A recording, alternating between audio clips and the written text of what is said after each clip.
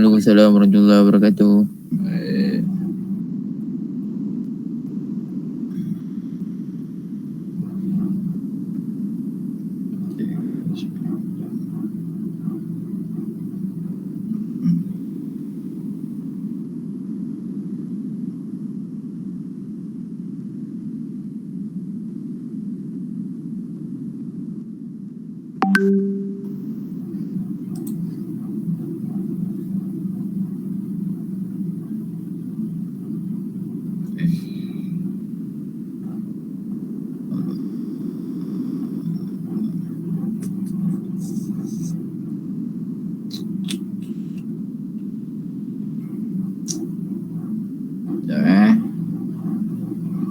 Salah.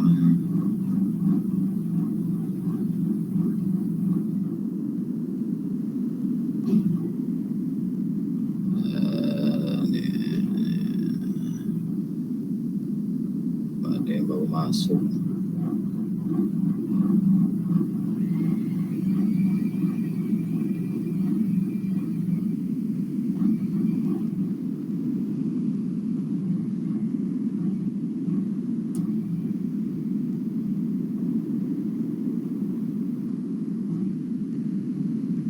Ya, jadi bagi memberkati kelas kita pada pagi ini, kita mulakan dengan umul kitab Al-Fatihah. A'udzubillahi Bismillahirrahmanirrahim. Alhamdulillahirabbil alamin.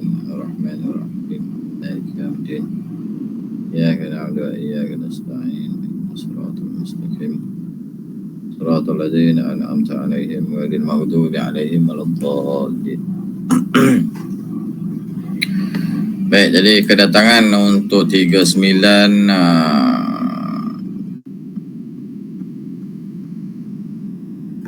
Ayu. Saya, sir. Okey. Didik. Tak ada. Irfan. Tak ada. Arif Aihan. Tak ada. Arif Ilham. Tak ada juga. Fatin. Saya, sir. Nur Ifah. Saya, sir. Nur Nadirah. Saya, sir. Nur Amira. Saya, sir. Nurul Ashikin.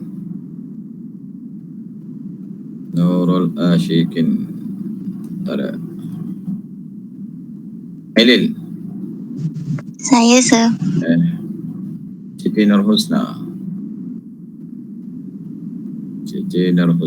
Tak ada. Siti Nur Kristina. Ada, sir. Siti Nur Aisyah. Saya, sir. Tidak. Okey, 40. Adila. Ada, sir. Balkis. Ada. Isma Adam. Saya, sir. Nisa Batrisha. Tak ada. Azmina. Saya, sir. Dayana. Saya, sir. Hidayah. Saya, sir. Izatul. Saya, sir. Sabrina. Ada, sir. Okay. Nur Amirah. Alia. Saya, sir. Nurin Husna. Ya. Nurul Maya. Saya, sir. Sepul. Ada, sir. Ada. Siti Nuraudah.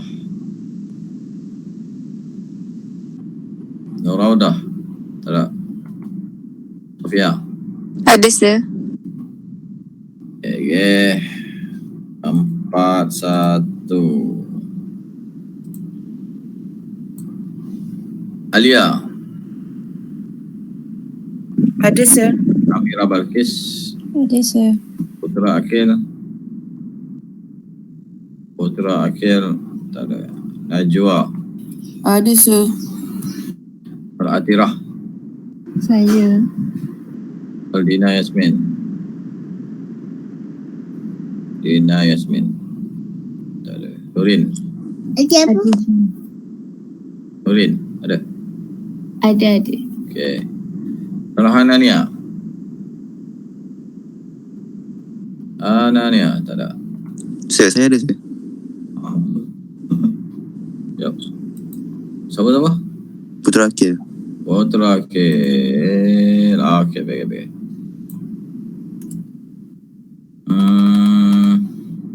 Hidayatul Umairah. Saya sir.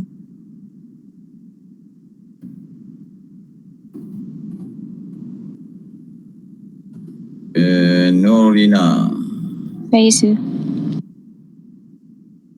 Nur Alia. Anuliana. Saya sir. Nurul Izrin. Nur Syaza. Saya sir. Zulaika. Zulaika. Tak ada. Okay, base 4-2. Cukup banyak session.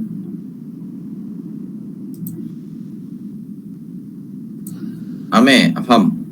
Saya sir. Intan. Ada sir. Irwani. Irwani. Ada sir. Jasmine Mastura. Jasmine Mastura. Tak ada. Laila. Okay. Maizat. Muhaizat. Tak ada. Aziz. Aziz. Tak ada. Syazwana. Syazwana tak ada juga. Aish. Syazwana. Alia Maisarah. Ada sir. Aida Nabila. Saya sir. Fatin Nabila. Saya sir. Hafizah. Hafizah. Ada. Syarifah. Ada sir. Semua. Maisarah. Siti Maisarah.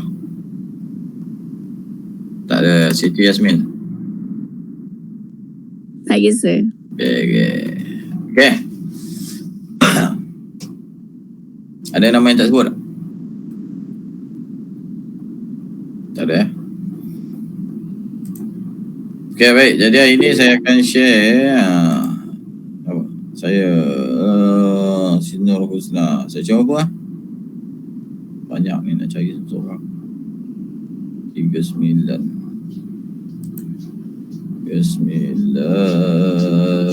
Okay, beres. Okay, tak ada. Tak ada. Okay, so untuk hari ini saya akan share untuk bab yang kedua. Okay, yang pertama sekali saya dah masukkan satu dokumen cuti folder dia. Okay, dokumen cuti ni apa function dia? Dokumen cuti ni ada kata kalau korang tak datang kelas, okay, tak datang kelas, ada surat, ada MC, apa-apa bukti yang menunjukkan kamu tak datang kelas, just kamu masukkan dalam folder tu. Okay, folder dokumen cuti tu. Jangan WhatsApp saya, takut nanti hilang dan nanti saya nak scroll kan, nak cari balik susah. Jadi kamu masukkan dalam folder yang saya create tu, dokumen cuti tu. Okay, lepas tu rename dia, letak nama dan section lah, nama sendiri dan section untuk memudahkan saya cari. Okay, tu untuk dokumen cuti tu lah folder. Bagi yang ni saya akan start hari ni lah. Mana untuk yang minggu 1, minggu 2 saya bagi kelonggaran lagi siapa yang tak datang. Tapi untuk bukan minggu 1, minggu 2, mana first time dan second time. Untuk yang kali ketiga ni saya take note lah siapa yang tak datang. Jadi macam biasalah, kamu pun tahu dia ada percentage dia, 7% warning 1, lepas tu 40% lah. 40% warning 2 dan 21 bar kan. Mana saya akan start untuk hari ni lah, hari ni. Okay, yang 1, 2 tu saya bagi kelonggaran sikit lah. Baik. Sekejap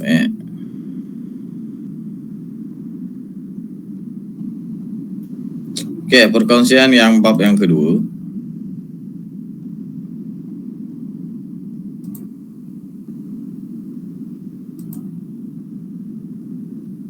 Konsep dan prinsip perniagaan Islam. Okey, bab yang kedua. Konsep prinsip. Prinsip ni biasalah yang kita tahu, maksudnya setiap orang tu ada prinsip masing-masing.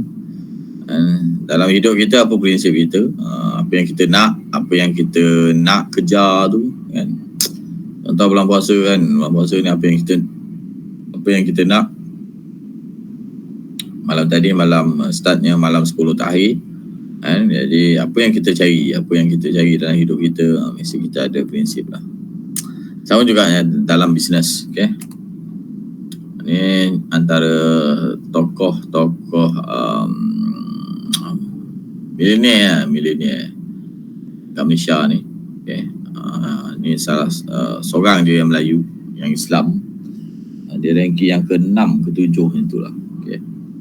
Jadi saya belajar, saya pernah minta zakat daripada dia ni. Dan alhamdulillah dia bagi, dia Yayasan Al-Bukhari nama dia. Saya dah minta zakat, masa belajar dulu lah, dapat lah, one off lah dia bagi. Dan dia ni banyak memperjuangkan tempat-tempat yang berkaitan dengan agama Islam lah. Okay, pondok, madrasah dan sebagainya. Okey, ni antara dia lah. Okey, apa yang kita nak belajar daripada bab yang kedua ni, yang pertama definisi perniagaan, kedudukan dan kepentingan perniagaan dalam Islam, dan etika perniagaan Islam. Baik. Ibn Khaldun menyatakan bahawasanya segala usaha untuk membuat keuntungan dengan menambahkan modal melalui usaha dengan membeli barang dengan harga yang rendah dan menjualnya dengan harga yang tinggi. Ini perniagaan, definisi bagi Ibn Khaldun. Maknanya dia mengambil keuntungan daripada modal yang dikeluarkan. Maknanya dia beli barang dengan harga RM2, maka dia mesti jual lebih daripada RM2 tadi. Itu tafsiran bagi Ibn Khaldun. Dalam mazhab Syafi'i, fiqh Syafi'i menukar barang dengan barang atau barang dengan wang dengan jalan melepaskan hak milik seseorang yang lain atas dasar rela sama rela. Mana mazhab Syafi'i ini mengatakan antara pertukaran barang dengan barang ataupun barang dengan duit. Kita beli kedai runcit dan sebagainya. Tapi konsep utama dia adalah suka sama suka, rela dengan rela. Mana kalau penjual tak rela ataupun pembeli tak rela, maka jual beli itu tak sah. Sebagai contoh, kita jual secara paksaan. Aku niaga ni kan, aku niaga tudung ni, hari tu kau niaga apa, blouse aku beli kan, ni aku niaga tudung kosong, beli lah, support lah kawan-kawan. Jadi yang beli tu pun dah macam terpaksa kan, tak nak beli jugalah kan, nanti member tengok kesian kau ni kan, 10 kilo tak ada orang beli pun aku beli lah. Jadi dia beli tu bukan sebab nak beli tu, tapi sebab kesian kan. Jadi akad tu dah berubah. Jadi jual beli tu tak sah. Itu bagi pendapat mazhab Syafi'i. Seterusnya saya sabit pertukaran barang dengan barang atau harta dengan harta dengan persetujuan penjual dan pembeli atau pertukaran milik dengan gantian bayaran. Mana saya sabit ni mengatakan bahawasanya pertukaran barang, mana perpindahan barang tadi dengan pemilik yang baru ataupun pemindahan barang itu kepada orang kedua. Maknanya daripada tangan penjual kepada tangan pembeli. Mana pertukaran tadi tu. Okey, saya sabik. Daripada almarhum Datuk Harundin mengatakan tukar menukar sesuatu barang dengan barang atau wang dengan cara yang tertentu melalui akad. Mana tafsiran daripada Datuk Harundin mengatakan pertukaran barang tu mesti ada akad. Akad tu menunjukkan benda tu adalah perniagaan Islam. Okey, jadi ada 4 lah. Ada 4 contoh definisi perniagaan. Jadi kalau keluar soalan, korang pilihlah mana satu. Okey. Kedudukan dan kepentingan perniagaan dalam Islam. Yang pertama, penjana kepada ekonomi negara dan jalan penyelesaian ke arah memenuhi keperluan masyarakat. Mana penjana kepada ekonomi negara? Mana negara ni akan maju, negara ni akan Kalau lebih stabil, anda kata kalau perniagaan sesebuah negara tu nilai dia tinggi. Kalau kita tengoklah contohlah duit kan, currency Jepun ni negara maju kan, tapi kenapa nilai duit dia tu rendah, yen kan rendah? Sebab apa? Sebab Jepun ni dia banyak produk-produk dia ni banyak dalam negara. Mana dia tak fokus kepada ekspor, dia just untuk dalam negara dia. Jadi anda kata kalau dia main dengan currency luar, dengan ekspor dan sebagainya, jadi mata wang tu secara logik dia akan mendadak, akan naik tinggi.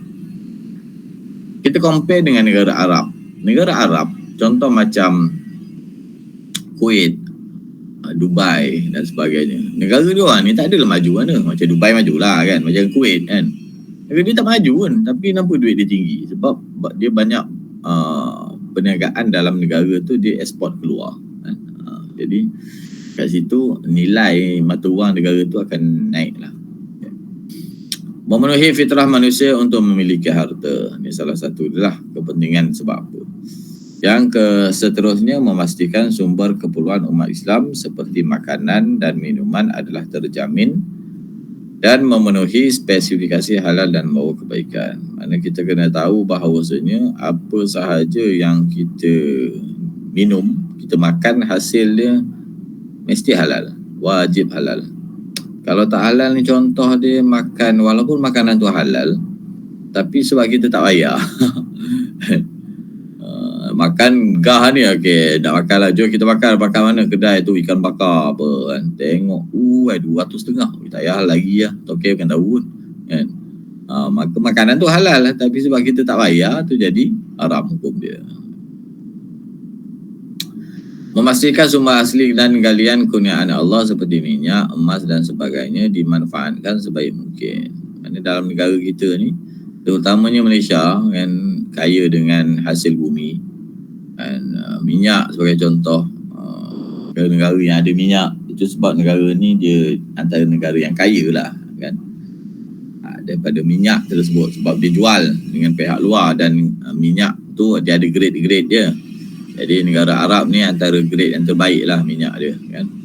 Jadi dengan penjualan minyak tersebut, maka negara ataupun currency mata wang negara tersebut akan melonjak. Allah hantu ah. Betul, emas dan sebagainya dimanfaatkan sebaik mungkin. Mana dalam negara kita ni, kalau kita tengok adanya emas, biji timah dan sebagainya, itu adalah hasil bumi. Tak ada siapa yang tanam. Mana itu adalah sumber hasil bumi yang Allah kurniakan untuk kita usahakan. Ikan kat laut, tak ada siapa pun pergi bela ikan kat laut tu. Tapi itu adalah hasil bumi yang Allah suruh kita usahakan ataupun niagakan. Mengurangkan kemiskinan dalam kalangan umat Islam dan bukan Islam. Mana kalau negara tu maju, banyaknya pendapatan negara tersebut, maka sumber ataupun kemiskinan dalam negara tu makin berkurangan. Ini adalah yang dijatuhkan sebagai hukum berniaga. Hukum perniagaan adalah harus. Hukum dia harus ya. Dia bukan sunat, dia bukan wajib, makruh, haram. Hukum dia harus, hukum asal. Sebab apa? Ada dalil yang jelas mengatakan padahal Allah telah menghalalkan jual beli dan mengharamkan riba. Wa halallahu al-bai' wa harrama riba. Mana Allah dah halalkan jual beli dan haramkan riba. Bahkan ia menjadi suatu sunnah kerana mengikut amalan dan perjalanan hidup baginda sallallahu alaihi wasallam. Hukum asal dia harus, tapi bila sebab Nabi buat, maka dia jadi sunnah. Ini nak berniaga ni macam-macam. Niaga ni antara salah satu perkara yang kita boleh maju lah, boleh maju. Sebab apa? Kita yang set. Niaga ni kita yang set, kita yang set up benda tu. Mana untung rugi atas kita. Kalau kita bangun pukul 10 kan, bangun pukul 10, orang Melayu kita ni kan, itu mungut. Kenapa orang tak beli makan? Jual nasi lemak, bangun pukul 10. Siapa nak beli nasi lemak pun 10. Kan. Jadi payahlah kan. Kalau macam tu lah ada prinsip susah lah. Kan. Kaya nak kaya tapi bila jadi macam tu salahkan takdir dan sebagainya. Ia juga merupakan satu kegiatan yang membantu sosioekonomi masyarakat serta memenuhi keperluan mereka. Mana membantu masyarakat tu sendiri dalam buat bisnes. Anda kata kalau tak ada orang buat bisnes, pening kita. Betul?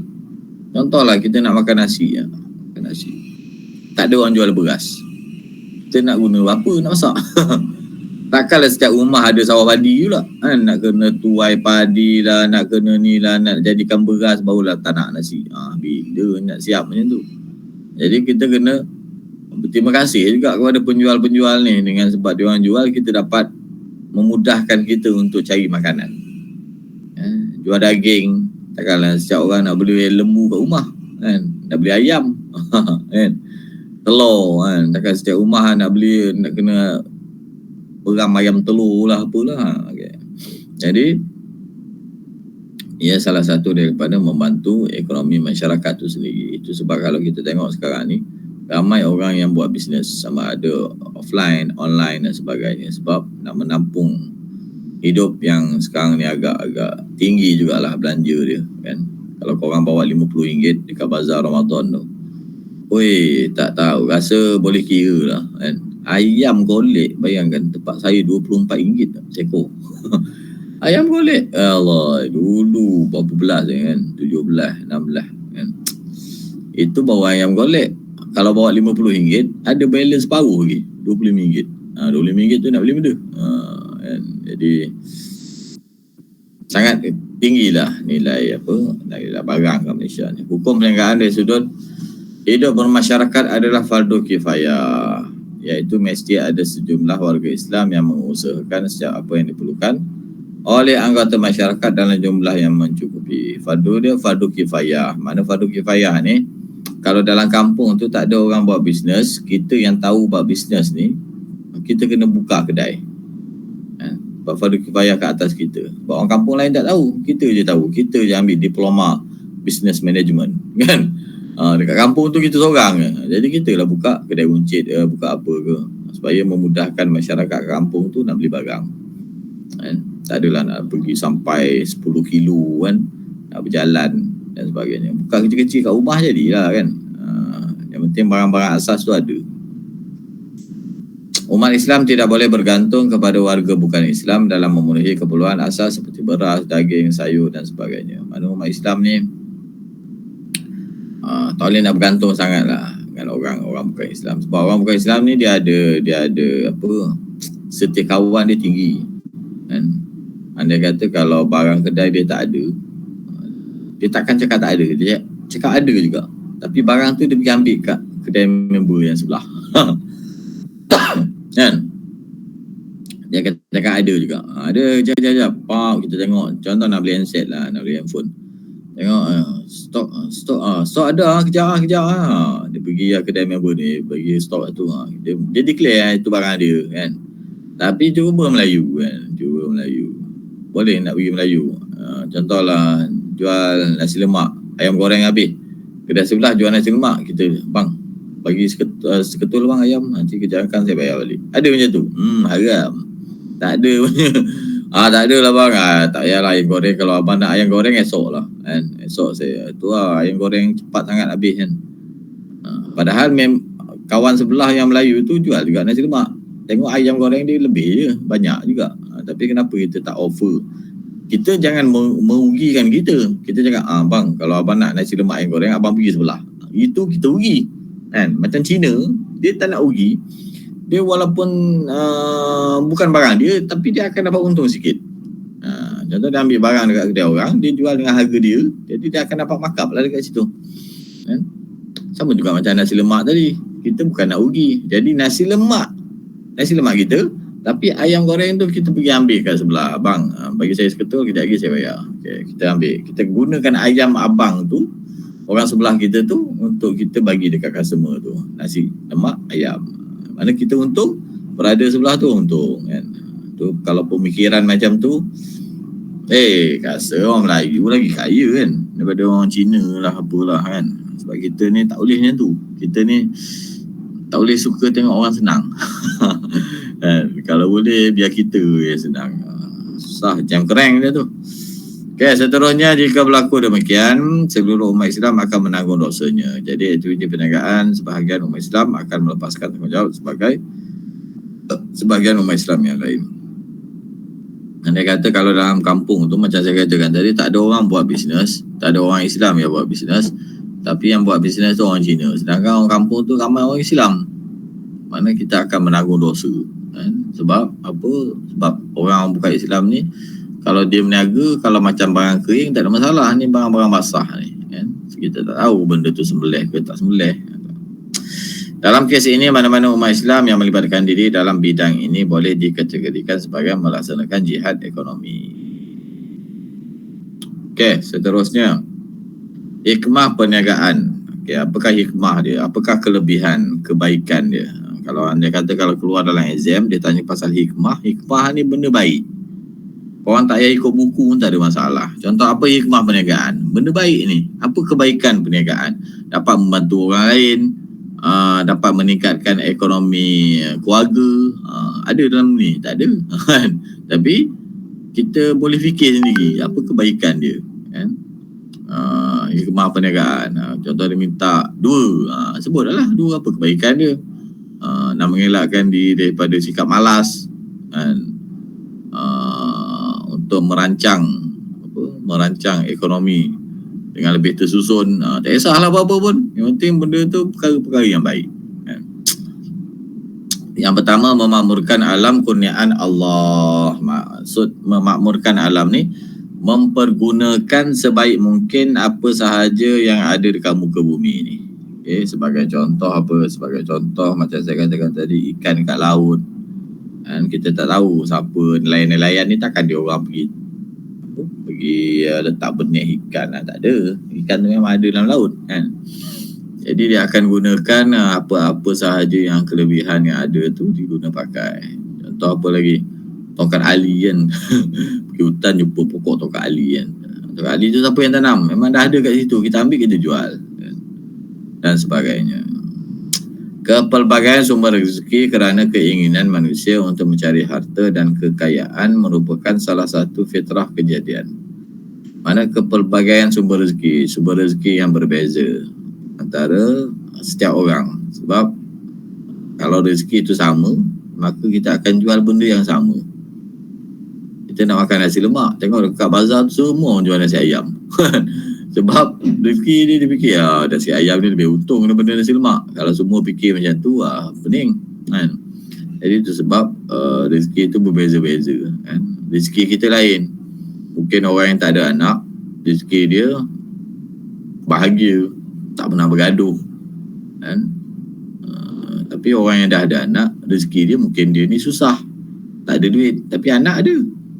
Rezeki kat anak. Mungkin orang yang tak ada anak ni dia kaya, dia tak ada anak tapi dia rezeki bab duit. Macam itulah. Allah ni tak zalim. Allah ni bukan zalim. Jadi anda kata kalau Allah tu akan bagi sama rata, fair. Tapi sama rata dia tu kadang-kadang bukan daripada pandangan mata kita lah. Cakap macam tak fair. Kita tengok mana boleh dia kata kan. Kita bagai nak Arab belajar ni, tengok member score A relax je. Dah lah tidur kan. Malam-malam main snooker kan. Tengok dapat A kan. Dia bawa toyol ke apa, lantak dia lah kan. Tapi Allah makbulkan dia dapat A. Kita yang bagai nak gerak tadi ni tak dapat A pun. Tapi rezeki yang kita nampak daripada mata kasar tu lah rezeki. Tapi kadang-kadang daripada mata kasar kita nampak rezeki tu macam tak adil lah.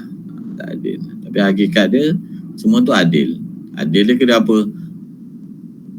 Korang akan tengok, anda kata kalau dia orang berjaya kan, ada yang student yang berjaya kan, tapi masa exam meniru dan sebagainya. Dia berjaya masa exam, rezeki dia masa exam.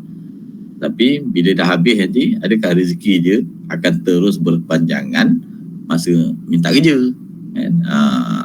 Kat lain pula, mungkin kamu jawab exam dengan jujur, tak pernah meniru dan sebagainya, dapat B kan. Tapi Bila dah habis KPTM, kamu yang lebih berjaya daripada kawan yang dapat A tadi. Rezeki kita tak tahu. Okay. Memenuhi keperluan hidup di mana manusia saling memerlukan sesama mereka. Mana memenuhi keperluan hidup. Antara manusia kita ni ada keperluan kita. Makan, minum, pakai, tempat tinggal. Mana kalau tak ada orang yang meniaga semua tu, maka kita tak dapat. Contoh, tak ada orang jual rumah. Kita nak duduk mana? Kita nak buat rumah kan? Batu bata pun tak tahu macam mana rupa dia. Kan? Macam mana nak buat rumah? Simen ada grade dia. Simen apa? Kita beli simen kapur, simen putih. Apalah rupa dia. Jadi kesemua tu adalah memenuhi keperluan hidup kita. Kan? Jadi orang berniaga ni patut kita berterima kasih lah kepada dia orang. Sebab dia orang berniaga dan kita dapat apa yang kita nak. Memacu perkembangan ekonomi negara. Macam saya katakan tadi, negara yang ekspor barang-barang ni dia lebih kaya lah berbanding dengan yang tidak ekspor keluar di dalam negara kan. Memenuhi keperluan masyarakat. Tadi memenuhi keperluan hidup, ini memenuhi keperluan masyarakat. Saya kata kalau kita ni seorang peniaga, kita memenuhi keperluan masyarakat kampung tu. Kampung tu nak apa? Kalau kita buat bisnes ni, jangan kita short sendiri. Yelah, korang lebih tahu kan, korang diploma business management kan. Bisnes ni jangan niaga short sendiri. Kita kena cari barang-barang yang orang nak, bukan kita nak. Walaupun kita tak minat benda tu. Sebab yang nak beli tu orang lain, bukan kita. Contohlah kita minat makan nasi goreng. Kita minat nasi goreng. Tapi orang dekat situ dah muak makan nasi goreng sebab melambat kedai jual nasi goreng. Dan kita pun ubah. Kita buat bihun goreng. Bihun goreng. Dan kita tak suka bihun goreng, kita suka nasi goreng. Tapi disebabkan kita jual bihun goreng, kita seorang tak makan tapi 10 orang yang lain makan. So untung tak untung? Untung. Daripada kita jual nasi goreng, kehendak dekat pelanggan tu dia tak nak nasi goreng. Jadi yang untung kita seorang. Tapi customer tak dapat apa daripada customer. Jadi maka kat situ apa tujuan kita buat bisnes? Kita jual bisnes sebab nak untung. Jadi bila nak untung, mestilah confirm lah barang hasil jualan tu mesti dibeli oleh customer. Okay, menggalakkan perkembangan budaya dan pertukaran maklumat. Mana perkembangan budaya, adanya import ekspor. Kita ekspor durian contoh, negara Arab ekspor kurma, mana ada pertukaran kat situ. Ni iklan lah. Ada perniagaan menyamar sulit aku. Okey. Ni etika perniagaan. Etika ni peraturan. Etika berasal daripada bahasa Greek ethos, Code of Human Conduct, iaitu peraturan yang membatasi galakan manusia. Mana etika perniagaan ini adalah peraturan yang membatasi galakan atau tindakan manusia. Mana peraturan ni dia dapat kontrol kita punya situasi keadaan. Sebagai contoh lah, anda kata kalau KPTM ni dia tak meletakkan syarat ataupun peraturan etika pemakaian. Saya rasa ada yang datang kelas pakai boxer. Lala tak mandi kan, bangun tidur, bangun katil pakai boxer, jom ambil buku, ambil beg, terus pergi kan. Sebab gelagat atau tindakan ni macam tu. Itu yang memudahkan untuk dia. Tapi dengan adanya etika dan peraturan ni dapat membuanglah tindakan-tindakan yang tak baik tadi tu. Dengan adanya etika. Itu pentingnya etika lah.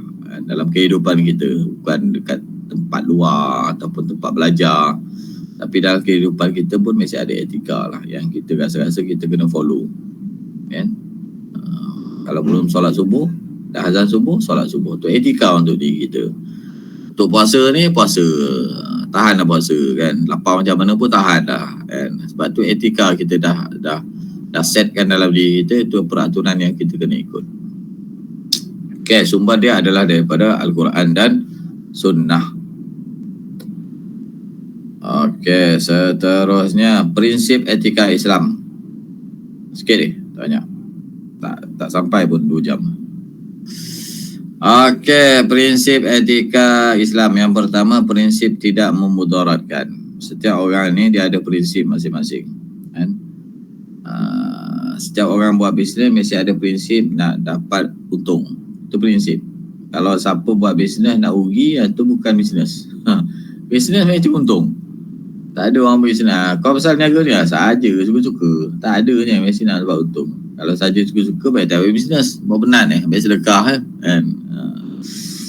Okay, jadi jangan sampai memudaratkan orang lain. Kita buat bisnes nak untung tapi sampai memudaratkan orang lain. Kita jual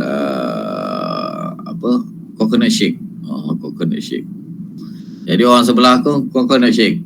Ni coconut shake bulan puasa apa sedap. Jadinya kita tengok ramai orang beli coconut shake kat sebelah tu. Tengok apa hal dia pakai guna kelapa apa ni? Kelapa aku dah okey dah. Dia pakai kelapa apa ni? Kan. Jadi kita belajarlah dia kan, memudaratkan orang lain supaya beli dekat kita. Itu jangan sampai prinsip keuntungan kita tu sampai menyusahkan orang lain. Okay, seterusnya niat yang betul. Innamal a'malu binniyat. Mana niat tu kerana Allah. Buat apa sahaja yang kamu buat, kita sebagai Islam ni, orang Islam ni buat kerana Allah. Sebab Allah yang memberi segalanya. Allah yang memberi rezeki, Allah yang memberi duit, Allah yang memberi menggerakkan hati customer untuk beli barang dekat kita. Bukan sebab makanan kita sedap. Itu salah satulah kan. Tapi semuanya atas sebab Allah. Allah yang menggerakkan hati dia. Andai kata kalau makanan tu sedap sekalipun, tapi Allah dah jentik dalam hati dia, kau akan katakan makanan tu tak sedap. Maka tak sedap lah kat dia. Maka tu bukan rezeki kita. Tu dikatakan rezeki itu memang di tangan Allah. Melaksanakan al-adlu wal ihsan, iaitu berlaku adil ataupun melakukan kebajikan. Wal ihsan, ihsan ni kebajikan. Okay, berlaku adil dan berbuat kebajikan. Apa dia? Yang pertama, melaksanakan amanah dan benar dalam urusan perniagaan. Jujurlah. Bisnes ni kena jujur, jangan menipu. Kalau anda kata kalau kita menipu, perniagaan tu tak sah. Dan duit yang kita dapat tu adalah duit yang haram. Sebagai contoh dia apa? Niaga online. Biasanya online. Kita jual tudung. Bila kita jual tudung tu kita katalah, okay kak, beli tudung ni kak. Ni tudung ni semua artis pakai dah. Siti Nurhaliza dah pakai, Nimbai Zura dah pakai, Ziana Zain semua dah pakai dah. Padahal tak pun. Mana tu menipu lah. Kan? Contoh yang lain, kita jual produk kurs. Kak makan ni kak, saya minum benda lah ni, seminggu dah turun kak 10 kilo. Padahal tak ada pun kan. Jadi kita berjanji ataupun bersumpah benda yang tak mungkin berlaku dan benda yang belum pasti berlaku. Jadi hukum dia haram, tak boleh.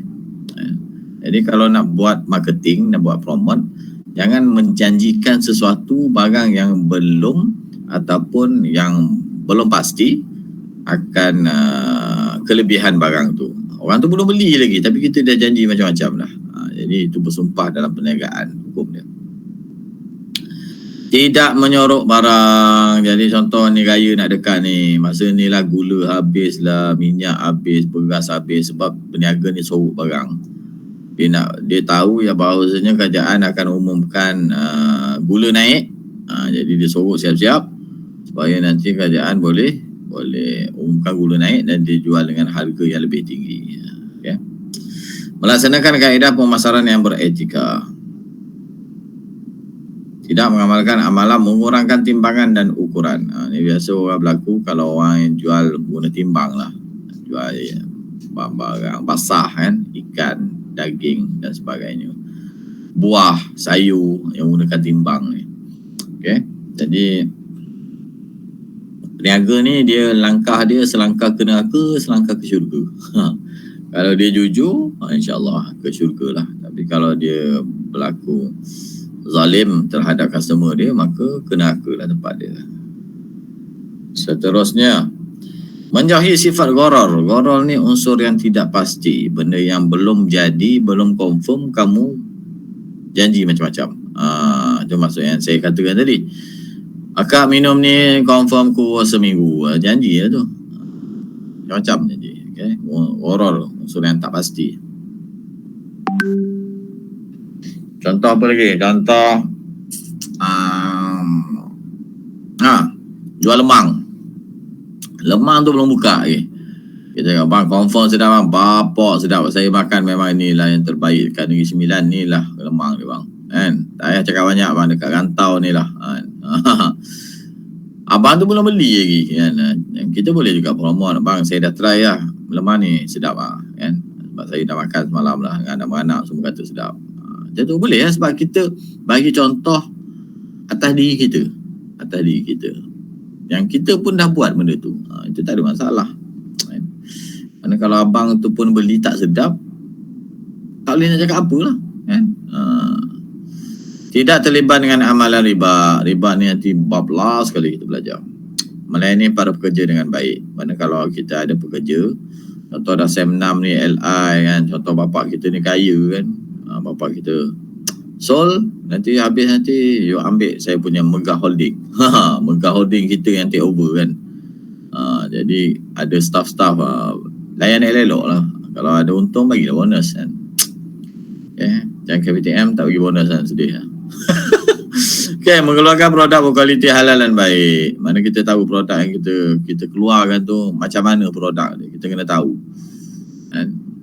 Tudung kita kena tahu material tudung tu apa, kain apa. Ni kain apa ni, cotton ke apa? Entah bang, dia menjual ni. Jam macam tu. Bang ni colour merah ke colour hijau? Rasa tengok macam ungu. Buta warna pun jadi masalah. Dah tahu buta warna, tak payahlah jual benda-benda yang berwarna-warna ni kan. Baju Melayu lah, tudung lah, apalah. Jual satu warna je, kalau putih je. Orang nak beli senang kan, kain kafan semua. Jadi biar satu warna. Memahami hak pengguna, mana memahami hak customer tadi. Mematuhi kontrak yang telah dibuat. Mana kalau ada perjanjian antara customer dan penjual, kena patuh. Tidak melupakan ibadah lain.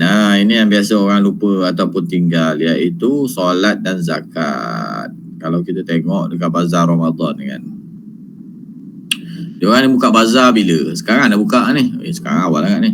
Pukul 3 bazar dah buka. Sampailah maghrib. Bila azan buka kan, azan buka puasa. Secara logik ni, asal dia orang solat tak? Confirm tak semayang. Melainkan kalau memang dia semayang dekat tempat tu, okey lah. Tapi kalau dia jual makanan kan, jual ayam goreng pula tu, takkan nak semayang kat situ, mercik minyak kan. Jadi secara logik dia tak solat lah. Kalau kat bazar tu ada surau kan, dia tak solat. Jadi ngadu lah kat Allah. Allah kenapa tak bagi aku kaya, kenapa ni? Kita solat pun tak. Solat pun tak masa niaga kan. Tapi macam mana Allah nak tolong? Sama juga macam zakat kan, zakat perniagaan. Sepatutnya kena keluarkan zakat bagi orang yang buat bisnes ni. Tapi Allah fikir aku penat-penat kerja, takkan nak bagi kat majlis agama pula duit aku ni. Aku penat-penat siang malam kerja kan. Kan? Kita menganggap bahawasanya duit tu rezeki. Memang duit tu rezeki. Tapi nilai duit tu dia tak tahu. Sumber tu daripada Allah.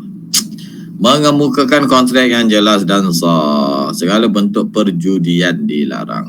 Judi ni anda kata kalau ada taruhan itu judi. Okay, ada pertaruhan, kalah bayar, judi tu. Tak payah pening kepala. Sebab judi ni mesti salah seorang daripada yang masuk tu dia tak redha dengan apa yang berlaku. Harga yang adil, harga tu mesti yang adil. Jangan pula dengan kawan-kawan harga lain, dengan adik-beradik harga lain. Jadi jual beli tu tak sah. Contohlah kita jual baju blouse. Mak kita nak beli. Okay mak punya pasal, ambil lah kurang 40%. Jadi harga dia RM80. Tapi kalau customer jual, kita beli, kita jual RM120. Tawar macam mana pun tak boleh, RM120 lah. Tapi kalau dengan mak kita senang-senang RM80. Jadi hukum jual beli itu haram. Haram sebab harga tu tak adil untuk semua. Sebab peniaga ni dia tak ada apa special, mana parent lain kan, adik-beradik lain, saudara lain, kawan-kawan baik lain, harga tak ada. Dalam bisnes tak. Dia kata kalau kamu nak buat macam tu jangan jual. Declare tu sebagai hadiah. Mak, saya beli, ambil lah mak, saya bagi hadiah. Tu okey, tak ada masalah. Sebab akad tu dah berubah. Daripada akad jual beli tadi berubah kepada akad hadiah. Okey, seterusnya habis ni. Pelaksanaan etika perniagaan Islam. Peniaga mempunyai ilmu pengetahuan mengenai etika perniagaan. Mana kalau peniaga ni mesti ada ilmu lah, ilmu bab peniaga. Jangan korang main hentam peniaga kan. Sebab customer ni macam-macam dia nak tanya. Bang, ni apa ni bang? Ni apa? Ni apa? Ni apa? Kau bukan makan kan, kau tahulah macam mana. Kau macam tu, sekali tu lah dia datang. Melaksanakan dan mengamalkan apa yang ditentukan oleh Islam. Itu bagi peniaga. Pengguna yang kita ni memahami etika perniagaan Islam dan memastikan agar peniaga mengamalkannya. Mana kita kena tahu juga customer ni. Jangan kita main hentam, main mentala kan. Customer tu jual, peniaga tu jual tu, kita pun okey bang, okey. Kita semua okey kan. Yang padahal yang keluar duit kita. Bertindak aktif dalam mempertahankan hak sebagai pengguna dan memberikan maklumat kepada agensi yang terlibat. Okay, peranan kerajaan pula menyediakan garis panduan yang jelas dan lengkap, memastikan peniaga memahami dan melaksanakan garis panduan tersebut. Membentuk agensi bagi memantau pelaksanaan garis panduan, menyediakan ruang bagi orang ramai menyuarakan bantahan.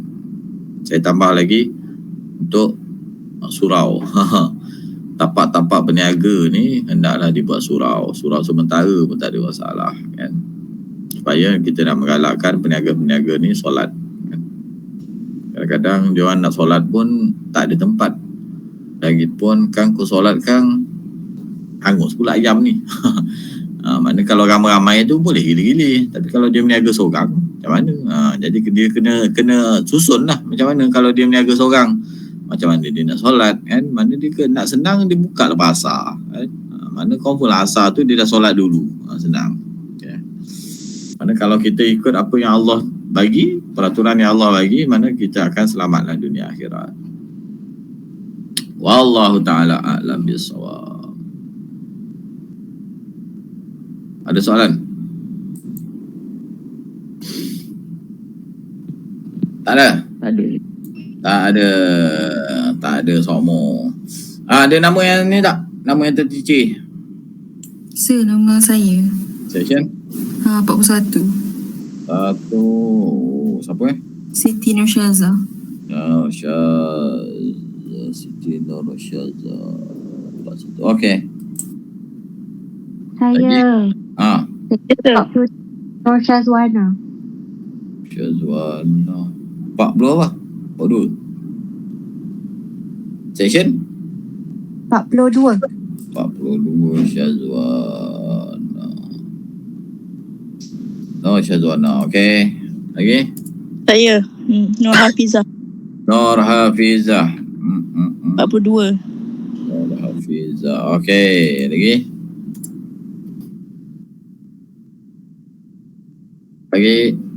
Ada lagi? Dah, tak ada. Habis. Sebab macam saya katakan, hari ini saya akan start ambil kedatangan yang tak ni, mana yang 2 hari yang sebelum ni saya bagi can lah kan. Karena hari ini saya start ambil kedatangan yang betul-betul serius lah. Okey, kalau tak ada apa, saya rasa tu saja untuk kelas kita untuk hari ini. Jadi kita insyaAllah kita akan jumpa next week hari Isnin. Okey, waktu yang Sir, dah tanda attendance ke? dah habis je. Session apa ni? Session 42. 42 Maisara. Ya, saya. Okey. Mantap saya. Mantap. Session 39. 39. Siapa? Nama. Oh, Didik Mahendra. Didik. Okey, Didik. Mantap, Didik. Okey, habis tak ada? 41. Satu. Ada lagi. Nordina Yasmin. Indah Yasmin. Okay, beres. Habis. Okay, kalau tak ada apa, kita jumpa next week, Isnin. Okay, itu saja. Assalamualaikum.